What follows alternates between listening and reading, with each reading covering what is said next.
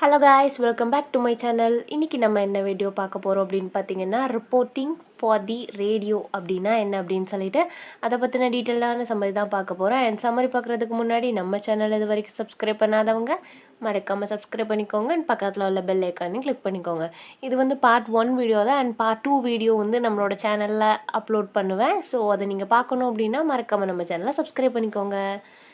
First of all வந்து radio அப்படின்னா என்ன அப்படின்னு பார்த்தீங்க அப்படின்னா, முன்னாடி காலத்துலலாம் வந்து டிவிலாம் வர்றதுக்கு முன்னாடி ரேடியோ தான் வந்து எப்போவுமே ஆல் டைம் எல்லாரோட ஃபேவரெட். ஏன் அப்படின்னா, அதில் தான் வந்து புதுசாக ரிலீஸ் ஆன சினிமா சாங்ஸ் எல்லாமே போடுவாங்க. ஸோ அந்த ரேடியோவில் வந்து பாட்டு கேட்குறதுக்காகவே ஒரு ஃபேன் பேஸ் இருக்கும். அது மட்டும் இல்லாமல் ஆர்ஜேஸ்க்கு எல்லாமே, அதாவது ரேடியோ ஜாக்கிக்கெலாம் அவ்வளோ ஒரு ஹைப்பு. என்ன அப்படின்னு பார்த்தீங்கன்னா, டிவிலாம் ரொம்ப இல்லாத காலம். அப்போது வந்து இந்த விஜேலாம் கிடையாது, வீடியோ ஜாக்கீஸ்லாம் கிடையாது, ஆங்கர்லாம் கிடையாது. ஸோ இந்த ரேடியோவில் வந்து பேசுகிறதுக்காகவே கால் பண்ணி பேசி அதில் வந்து ஹாப்பியாக இருந்த காலங்கள்லாம் மாறி போய் இப்போ வந்து அங்கங்கே ரொம்ப கம்மியான பேர் தான் வந்து இப்போ ரேடியோ வந்து கேட்டுட்ருக்கோம். அண்ட் அந்த ரேடியோவுக்கு வந்து நம்ம எப்படி ரிப்போர்ட் பண்ணலாம்? இப்போது ஒரு ரிப்போர்ட்டர், நியூஸ் ரிப்போர்ட்டர் அப்படின்னா என்ன அப்படின்னு சொல்லிட்டு தெரியும். ரேடியோவுக்கு எப்படி ரிப்போர்ட் பண்ணலாம், அதுக்கு என்னென்னலாம் தேவை அப்படின்னு சொல்லி பார்த்துடலாமா? வாங்க பார்க்கலாம். Reporting for radio involves delivering news, story or information in a format suited for audio podcast. Radio வந்து ஆடியோ போட்காஸ்ட்டுன்னு சொல்கிறாங்க. அண்ட் டிவி அப்படின்னா வீடியோ போட்காஸ்ட். ஓகேங்களா? இப்போ வந்து ஒரு ரேடியோவில் வந்து என்னென்னலாம் சொல்லுவாங்க? ஆர்ஜே தான் பேசுவாங்க. என்ன சொல்லுவாங்க? ஒரு நியூஸை வந்து நமக்கு டெலிவரி பண்ணுவாங்க, ஸ்டோரி சொல்லுவாங்க, அண்ட் ஏதாவது இன்ஃபர்மேஷன், இந்த சமையல் குறிப்பு, அழகு குறிப்பு, அப்புறம் வந்து இந்த டூரிங் டாக்கீஸ் மாதிரிலாம் வந்து படம்லாம் வந்து நம்ம கேட்கலாம். ஒளிச்சித்திரம் மாதிரி வந்து நம்ம கேட்கலாம். பட் நம்மளால் ரேடியோவில் பார்க்க முடியாது இல்லையா? அதெல்லாமே போடுவாங்க. இன்னும் வரைக்கும் போட்டுட்டு தான் இருக்காங்க. அப்படிப்பட்ட நியூஸ் கொடுக்குறாங்க, ஸ்டோரி கொடுக்குறாங்க, இன்ஃபர்மேஷன் சொல்கிறாங்க. ஆடியன்ஸை வந்து எங்கேஜிங்காகவே வச்சுருக்காங்கல்ல. அதுக்கு என்னென்னலாம் தேவைன்னு பார்ப்போம். ஃபஸ்ட்டு வந்து ப்ரிப்பரேஷன். இப்போ வந்து நார்மலாக வந்து ரேடியோவில் ரெக்கார்ட் பண்ணியும் பேசுவாங்க, லைவும் பேசுவாங்க. ஸோ வந்து நம்ம வந்து சர்ச் பண்ணணும். ஃபஸ்ட் ஆஃப் ஆல் ப்ரிப்பேர் பண்ணணும் அப்படின்னா ஒரு விஷயத்த வந்து சர்ச் பண்ணணும்னு சொல்கிறாங்க. சர்ச் அப்படின்னா எப்படி சர்ச் பண்ணணும்னா, gather accurate and up to date information on your topic. இன்றைக்கி வந்து நம்ம வந்து ரேடியோவில் வந்து பேச போகிறோம், ஒரு டாபிக் வந்து நம்ம எடுத்துட்டோம், பேச போகிறோம் அப்படின்னு வச்சுக்கிட்டோம் அப்படின்னா, அந்த டாப்பிக்கை பற்றின அப் டு டேட் வரைக்கும், இன்றைக்கு வரைக்கும் என்னென்ன இன்ஃபர்மேஷனோ எல்லாத்தையுமே வந்து நம்ம அக்யூரேட்டாக வந்து கேதர் பண்ணி வச்சுருக்கணும்னு சொல்கிறாங்க. நெக்ஸ்ட்டு பார்த்தீங்க அப்படின்னா, நோ யுவர் ஆடியன்ஸ். ஆடியன்ஸ் யாரெல்லாம்? மேக்ஸிமம் வந்து டிரைவிங்கில் இருக்கிறவங்க ரேடியோ கேட்பாங்க. அண்ட் அது மட்டும் இல்லாமல் ஹவுஸ் ஒய்ஃபாக இருக்கிறவங்க கிச்சனில் வேலை பார்க்குறச்ச வந்து ரேடியோ கேட்பாங்க. அதே மாதிரி எந்தெந்த ரேடியோலையுமே டைமிங்க்கு ஏத்தாப்புல வந்து ப்ரோக்ராம் போடுவாங்க. ஒவ்வொரு டைமிங்லேயும் ஒவ்வொரு ஆர்ஜே வந்து பேசுவாங்க. அண்ட் ஒவ்வொரு டாப்பிக்கில் வந்து பேசுவாங்க. யார் யாருக்கு எந்தெந்த மாதிரி பேசணுமோ அதே மாதிரி பேசுவாங்க. ஸோ உங்கள் ஆடியன்ஸ்க்கு தேவையான எந்தெந்த ஆடியன்ஸ்க்கு எப்படி கொடுக்கணுமோ அந்த மாதிரி கண்டென்ட்டை வந்து கொடுக்கணும். அப்படின்னா தான் வந்து லிசனர்ஸ் வந்து லிசன் பண்ணுவாங்க. லிசனர்ஸோட நீட்ஸை பொறுத்து வந்து நம்ம வந்து கொடுக்கணும்னு சொல்கிறாங்க. Right a script. இப்போ வந்து ரேடியோவில் பேச போகிறோம், நம்ம வந்து டாபிக் சூஸ் பண்ணியாச்சு, இந்த மாதிரி ஆடியன்ஸ் தான் அப்படின்னு சொல்லிட்டு ஆடியன்ஸ் செலக்ட் பண்ணிட்டாங்க அப்படின்னா அதுக்கு வந்து நம்ம வந்து ஒரு ஸ்கிரிப்ட் ரெடி பண்ணணும். ஸ்கிரிப்ட் எந்த மாதிரி இருக்கணும் அப்படின்னு பார்த்தீங்க அப்படின்னா, ஒரு கான்வர்சேஷனலாக இருக்கணும். இப்போ ஒரு ஃப்ரெண்டு கூட வந்து நம்ம எப்படி பேசிக்கிட்டே இருப்போம், அதே மாதிரி நல்லா ஜாலியாக ஜோவியலாக பேசுவோம் இல்லையா? அதே மாதிரி ஜாலியாக ஜோவியலாக வந்து அவங்க பேசணும். பேசுகிறது வந்து கிளியராக இருக்கணும் அண்ட் கான்சைஸாக இருக்கணும். அதாவது ஷார்ட்டாக, ஸ்வீட்டாக, கிளியராக இருக்கணும். அண்ட் காம்ப்ளெக்ஸஸான வேர்ட்ஸ் எல்லாமே மேக்ஸிமம் இவங்க அவாய்ட் பண்ணிடணும். ஏன் அப்படின்னா அவங்க பேசிட்டு போயிடுவாங்க, நம்மளால் பார்க்க முடியாது, அவங்க பேசுகிறத கேட்க மட்டும்தான் முடியுங்கிறப்போ வந்து ரொம்ப டிஃபிகல்ட்டான வேர்ட்ஸ் எல்லாம் யூஸ் பண்ணுறது வந்து நம்ம கண்டிப்பான முறையில் அவாய்ட் பண்ணணும்னு சொல்கிறாங்க. Fact check.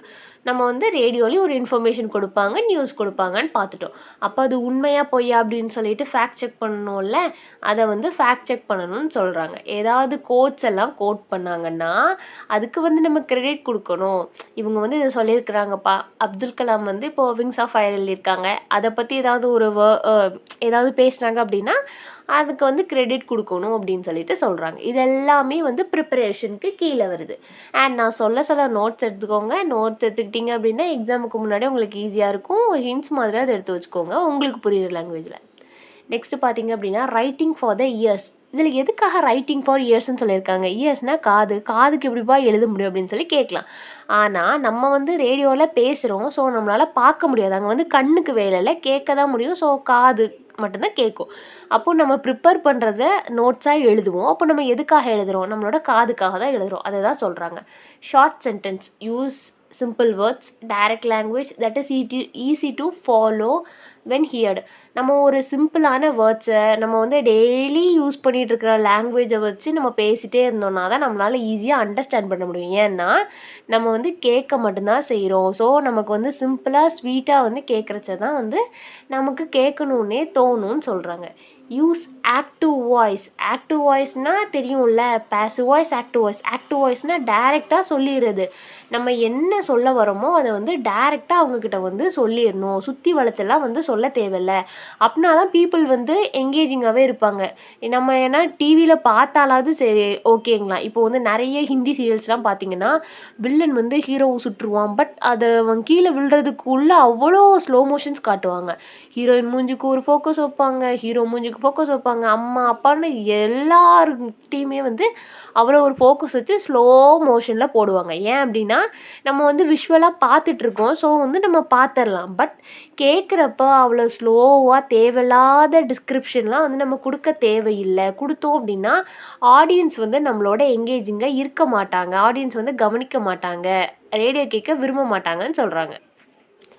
Paint pictures with words அப்படின்னு சொல்லியிருக்காங்க. அப்படின்னா என்ன அப்படின்னா நம்மளோட வேர்ட்ஸிங் மூலியமாகவே அவங்களுக்கு வந்து விஷுவல் பண்ணுறதுக்கு வந்து இப்போ ஒரு கதை சொல்கிறோம் அப்படின்னா நம்ம பேசுகிறதுலேயே வந்து அந்த லிசனர்ஸ்க்கு வந்து அதை அப்படியே அவங்க ட்ரீம் பண்ணி அவங்க கண்ணு முன்னாடி வந்துட்டு போகணும்.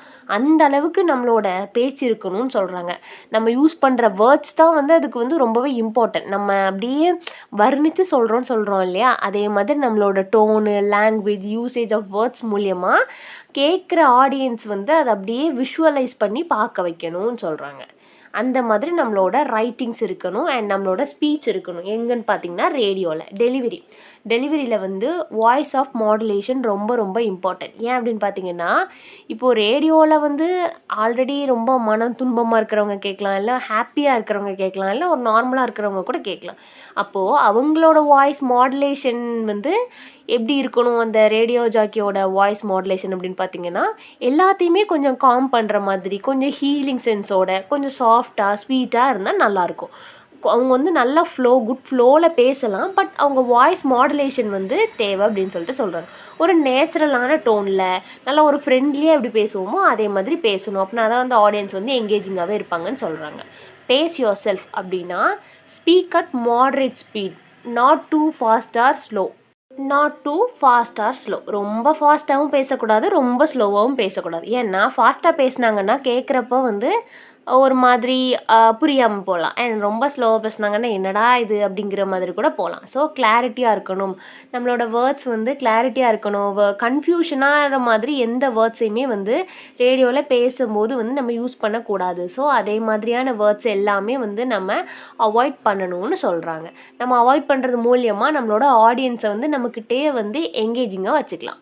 நெக்ஸ்ட்டு பார்த்தீங்க அப்படின்னா ரெக்கார்டிங் பண்ணுறப்போ யூஸ் குவாலிட்டி எக்யூப்மெண்ட் அப்படின்னா இப்போது ஒரு ரேடியோ எக்யூப்மெண்ட்டெல்லாம் என்ன பண்ணுவாங்க அப்படின்னு பார்த்தீங்கன்னா அந்த ரூம் ஃபுல்லாகவே ஏசி போட்டிருப்பாங்க. அண்ட் வந்து ரொம்பவே வந்து ஐசோலேஷனாக இருக்கும். சத்தமே கேட்காது, அந்த மாதிரி இருக்கும். வெளியே என்ன நடந்தாலும் உள்ளே கேட்காத அளவுக்கு அந்த ரூம் செட்டிங் இருக்கும். ஃபுல்லாக எப்படி இருக்கும் அப்படின்னா ஃபுல்லாக ஏசி செட்டப் அண்ட் என்ன ஒரு பின் ட்ராப் சைலன்ஸாக இருக்கும் அவங்க வந்து ரெக்கார்ட் பண்ணுற ரூமில். அதே மாதிரி தான் இருக்கணும்னு சொல்கிறாங்க. அண்ட் அப்படின்னா தான் எந்த ஒரு டிஸ்ட்ராக்ஷனுமே பேக்ரவுண்டில் என்ன நடந்தாலுமே நமக்கு இங்கே வந்து ஆடியன்ஸ்கிட்ட வந்து அது ரீச் ஆகாதுன்னு சொல்கிறாங்க. ஒரு நல்ல மைக்ரோஃபோன்ஸ், அதாவது ஒரு நல்ல மைக் வேணும். ரெக்கார்டிங்க்கு தேவையான எல்லா எக்யூப்மெண்ட்ஸுமே வந்து நல்ல ஒரு குட் குவாலிட்டியாக இருந்தால் தான் பேசுகிறவங்களோட நாய்ஸ் வந்து நல்லா இருக்கும் அப்படின்னு சொல்கிறாங்க. நெக்ஸ்ட்டு பார்த்தீங்க அப்படின்னா ப்ராக்டிஸ் அப்படின்னா என்னென்னு பார்த்தீங்கன்னா இப்போ எடுத்த உடனே எல்லாரும் ஒரு லைவ் ப்ரோக்ராம் கொடுத்தாங்க அப்படின்னு வச்சுக்கோங்களேன். ஆடியன்ஸ் கூட நம்ம எப்படி இன்ட்ராக்ட் ஆகுறோம், ஆடியன்ஸ் வந்து லைவில் பேசும்போது யார் எப்படி வேணால் பேசலாம். ஸோ நம்மளோட மூடு வந்து எப்படினாலும் இருக்கலாம், அவங்களோட மூடு வந்து எப்படினாலும் இருக்கலாம். அவங்க வந்து கோவமா பேசுனாங்கனாலுமே நம்ம திருப்பி வந்து கோவமா பதில் சொல்லக்கூடாது. நம்ம சாஃப்ட்டா பேசணும். அப்போ அதுக்கு வந்து ஒரு ப்ராப்பரான பிராக்டிஸ் தேவைன்னு சொல்றாங்க. ப்ராப்பரான பிராக்டிஸ்க்கு வந்து நம்ம வந்து ஒரு மல்டிபிள் டைம்ஸ் வந்து ரெக்கார்ட் பண்ணி நம்ம வந்து பிராக்டிஸ் பண்ணிக்கலாம்னு சொல்றாங்க. நெக்ஸ்ட்டு பார்த்தீங்க அப்படின்னா இன்டர்வியூஸ். இப்போ ரேடியோஸில் வந்து இன்டர்வியூஸ்லாம் கேட்டாங்க அப்படின்னா, ப்ரிப்பேர் ஃபோக்கஸ்டு கொஸ்டின்ஸில் வந்து ப்ரிப்பேர் பண்ணணும். Listen actively and adapt follow ups to conversation. First வந்து நம்ம ஆப்போசிட்டில் உள்ளவங்க என்ன பேசுகிறாங்க அப்படின்னு சொல்லிட்டு நம்ம கவனிக்கணும். நம்ம டக்குன்னு அடுத்து என்ன பேசலாம் அப்படிங்கிறதுல நம்ம பேசுகிறதுல நம்ம கவனத்தை செலுத்துறதை விட்டுட்டு, அவங்க நம்மகிட்ட என்ன கேட்குறாங்க அப்படின்னு சொல்லிட்டு புரிஞ்சாதான் அவங்க கேட்டதுக்கு நம்மளால பதில் சொல்ல முடியும்னு சொல்கிறாங்க. Extra strong quotes to enhance story telling.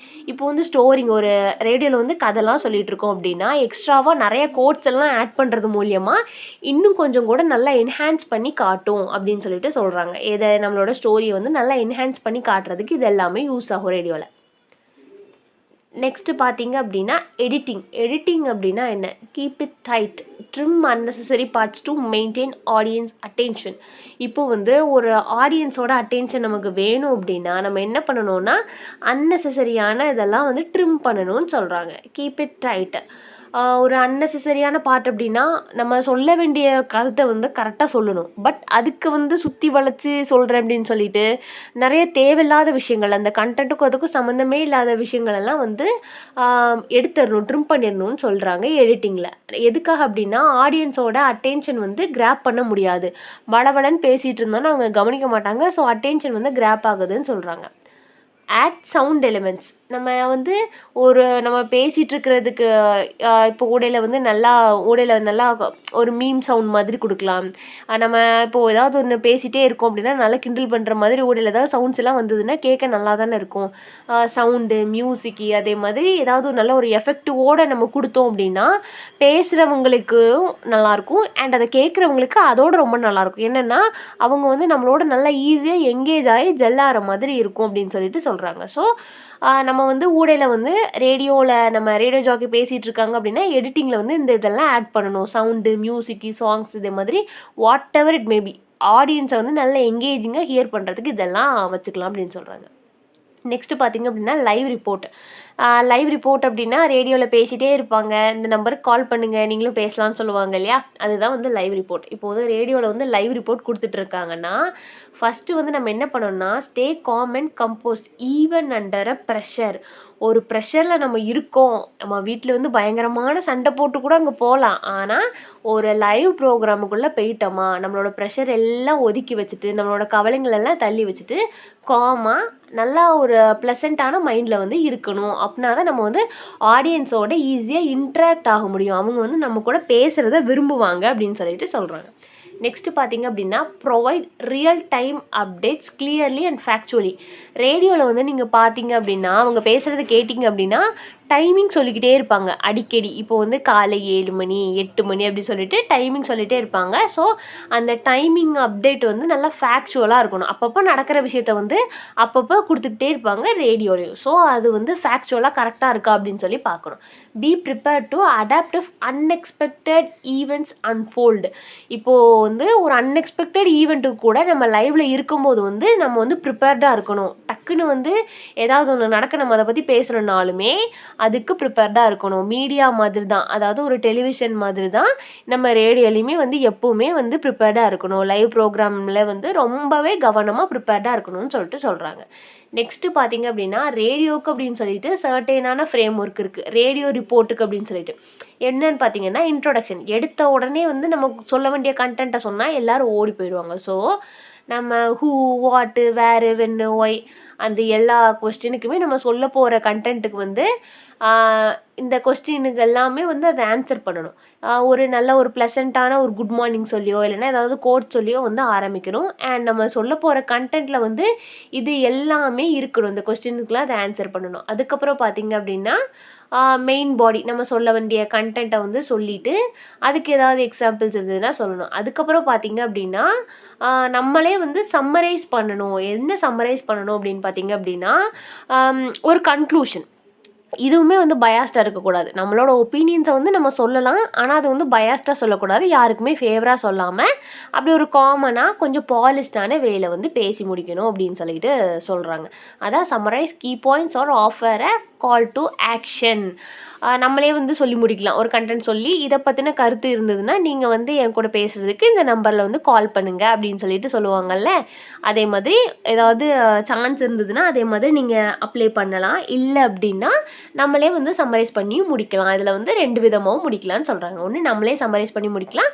இன்னொன்னு வந்து அது கால்ஸ் ஆஃபர் பண்ணலாம் அப்படின்னு சொல்லிட்டு சொல்றாங்க. அண்ட் ரேடியோல வந்து ரிப்போர்ட்டிங் பண்றதுன்னா இவ்வளோதான் சம்மரி. அண்ட் சொல்ல சொல்ல வந்து நோட்ஸ் எடுத்துக்கோங்க. சம்மரில ஏதாவது டவுட் இருந்ததுன்னா கீழ கேளுங்க. அண்ட் வேற ஏதாவது போம் நாவலுக்கு சம்மரி வேணும்னா அதையும் கீழ கேளுங்க. அண்ட் தேங்க்ஸ் ஃபார் வாட்சிங். Subscribe for more videos.